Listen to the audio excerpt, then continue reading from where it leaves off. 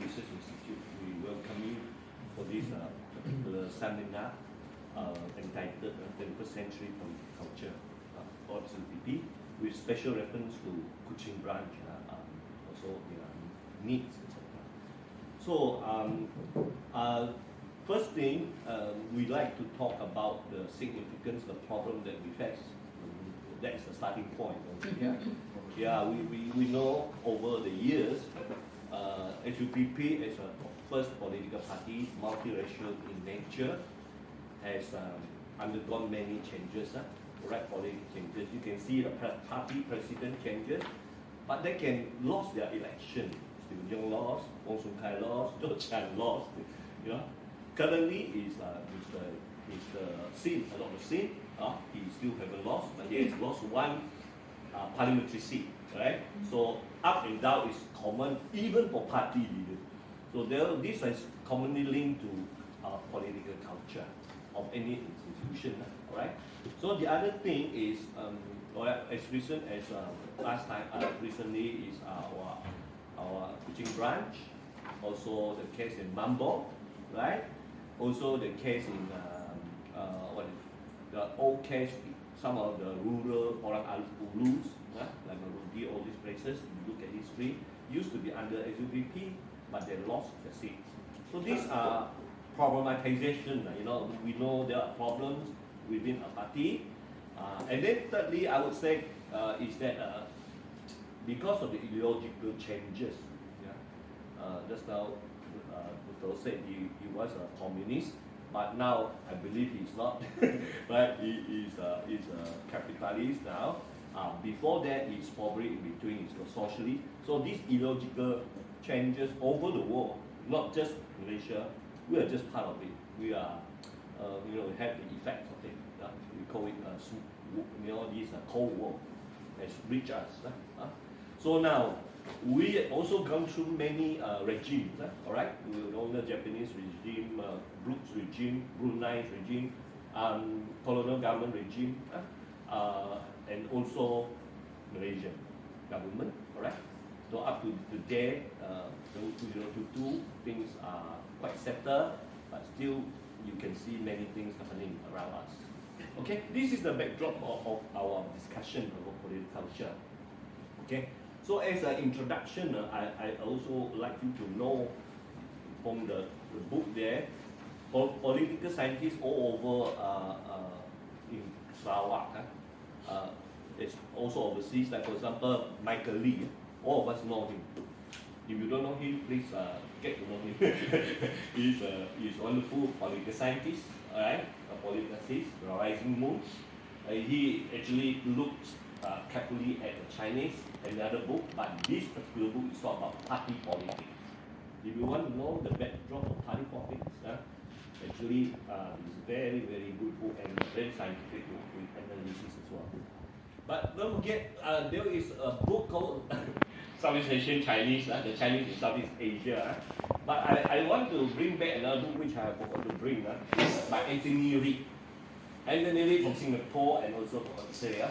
Anthony Reid is a professor in Singapore. I think he's still there. He written a book called The Essential Outsiders. So you have Chinese and Jews considered essential outsiders. Right? So Chinese is in this part of the world. Jews is in Europe. So Anthony Reid written a lot. So of course Victor Kuchar is one who talk about Southeast Asian Chinese. All the countries all over. So it is a very good book. If you are interested to know the background of Chinese, well, our SUPP here is also Chinese based. See, all right. Of course we can't forget the Dr. Tian. Every time if you don't know Dr. Tian, I feel quite sad. He came in the 1950s, late 40s and early 50s. He was a scholar from London School of Economics. And then when he came, he wrote this book. Actually, some people said it's a report, but it's a lot of things there. So if you haven't read it, those people who want to know Sarawak Chinese in particular, this is the book. Okay?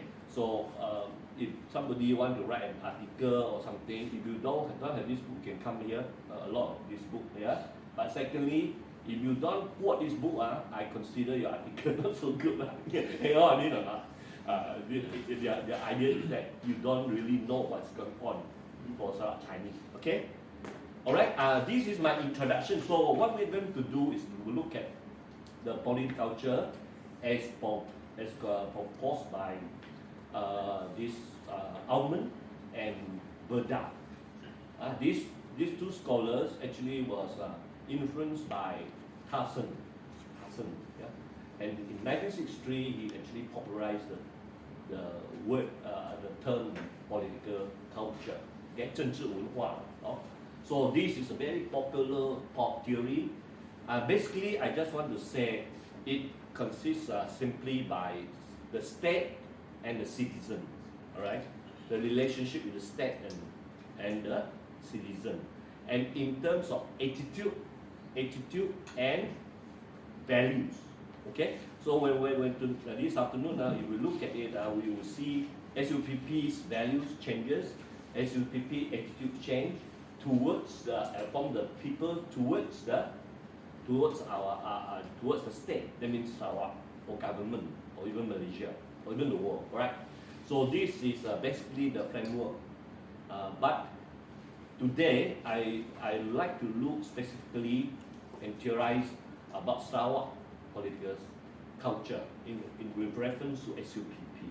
Because we can't borrow theirs, because we have our uniqueness, we are own culture and our own political practice. All this I can safely say since 1963 or even 1946, 46 to 63 is the colonial period after the Japanese occupation, after the Bloods, right? You know. So 46 to 63, the process of democratization already started. Alright?